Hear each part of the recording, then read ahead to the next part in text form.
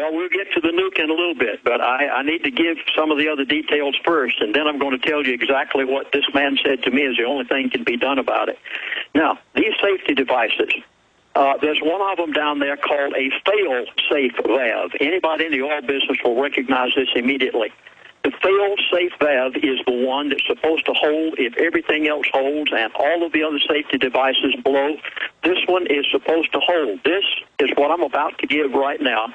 Has never been told anywhere, and you'll never hear it unless you happen to go to the BP informant that I had, and they said to me, they said, Chaplain, there was a conversation between the worker and the foreman on the rig not long before the blast took place, and the worker said to the foreman, the fail-safe valve is warped. There is a defective in it.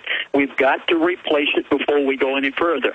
The foreman on the oil platform said to the worker, we don't have time. Let's continue going. It was just after that the Gulf of Mexico oil well flowed, and it is flowing today approximately 4 million gallons a day, along with the fishers. Now, they have been caught. First they said it was 5,000, then 20,000, then 100,000, then 500,000. You're saying it's millions of gallons from your BP source. That is correct.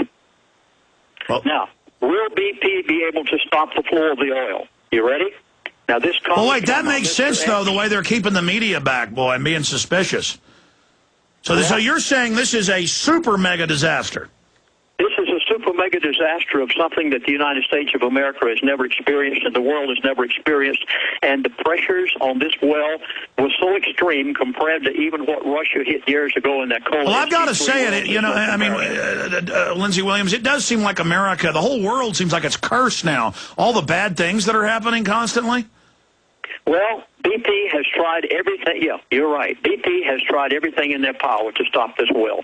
They've used every scientific method that they can, but the truth of the matter is, this individual said to me, he said, there's only one thing that is going to stop this. And he said it's a nuclear device. But he immediately said, but. And I said, what do you mean? He said, if we angle drill and put in a nuclear device and blow what is presently there, he said, if we get success, we'll be the heroes of the world. He said, Chaplain, I am scared, and I could hear it in his voice. He said, if we explode that nuclear device and this strata of oil, which nobody has ever drilled into one with this pressure before, he said, if we fail and we rupture that strata further than what it already is, and plumes have been reported as much as 5 and 20 miles away, and I'll read them to you in just a moment or two. He said, if we rupture that strata further with that nuclear device, he said, Chaplain, I don't even want to think about it. Well, more and more evidence does point towards abiotic oil because the old oil wells are filling back up. It is being generated. It is coming from somewhere. And of course, they do find coal that has ferns in it.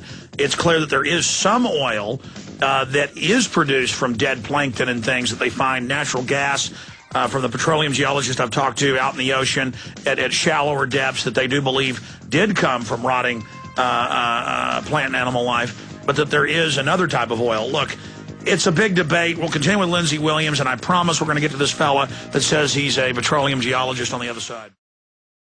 I've never heard him this concerned, saying, listen, Alex, I got a lot more to tell you. We haven't even gotten to the real meat and potatoes yet. Well, I thought that was the meat and potatoes. Again, I don't want to hear what he's about to say next, because they are acting freaked out about this, and that sucker is a lot bigger than what they first said, and they just can't cap it. They won't cap it. Then you got the federal response, not letting the states respond to it. I'm really afraid Obama's going to get his carbon tax through this crisis. Like Rahm Emanuel said, don't let any crisis go to waste. But Terry in Ohio says they're a petroleum engineer for 12 years, worked with Halliburton. You know, I don't know why I haven't called petroleum engineers that I personally know. I mean, I guess early on I thought, okay, petroleum spill, yeah, big deal, media distraction. But it is getting crazier and crazier. So we're going to go back to Lindsey Williams. He's sitting here with us. But going to Terry. Terry, what's your take on all this? Well, Alex, you know, I've been talking about this ever since I heard it happen, and I've told people right from the very beginning. First of all, I even told my wife the only way you're going to be able to stop anything, since you got all the wreckage and pipe and everything else down on top on the well site. It'll be scattered all over the place down there because it floated to the bottom. But you had things that was connected to it also that's going to kind of like bring it down and move some pieces depending on how it fell down on the bottom. But I even said then that the only option that you would have would be to set off a small nuclear bomb. But, the thing about it is, to like seal the well, to create cauterize it. But see, first of all, I told, like I was telling others, you got to look at, you're at 5,000 feet deep in water. Well, you're almost at temperature level down there is almost, close to sub-zero. You know what I mean? It's really cold down there. And then you got to figure the pounds per square inch of your salt water that weighs over 9 pounds per gallon, and then you got to figure at 5,000 feet deep, the weight there. So so you got the weight of the water, the pressure at 5,000 feet, you got the temperature factor. So you got to overcome all those.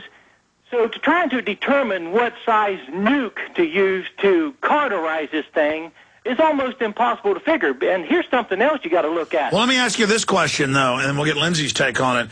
If you've got all these fissures, they've now confirmed, at least 2, they believe 3 or more, 3, 4, 5, 6 miles away, pluming up, is the high pressure now blowing out the casing and eroding into other channels in the rock and the seabed and coming up? And will this blast a bigger and bigger opening and potentially get worse?